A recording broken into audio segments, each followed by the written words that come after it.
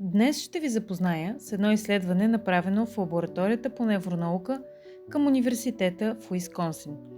То показва как медитацията влияе на начина, по който човешкият мозък реагира на страданието. В изследването участват две групи хора. Едната група са хора с дългогодишен опит в медитацията, а другата – хора без такъв опит. Докато са в апарат за мозъчно сканиране, и на двете групи се показват снимки на хора в силно страдание, тежки изгаряния, болка, наранявания.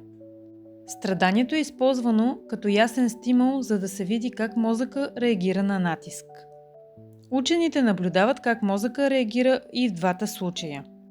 При хората без опит в медитацията, реакцията е автоматична. Активира се амигдалата, зоната в мозъка, свързана с страха и защитата. Тялото се напряга, появява се желание да се отдръпнем, да се защитим или да се изключим, за да не усещаме. При хората с дългогодишна медитативна практика, учените наблюдават друга реакция.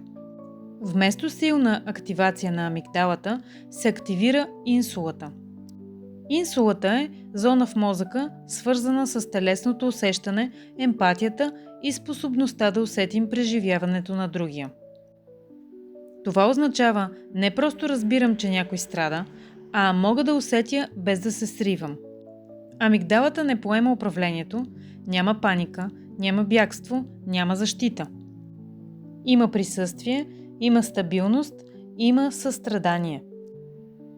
Това изследване показва нещо много важно. Състраданието не е автоматична реакция. То е състояние на съзнанието, което променя начина, по който мозъкът реагира на страданието. И това състояние може да бъде тренирано. Медитацията не е опит да поправим света.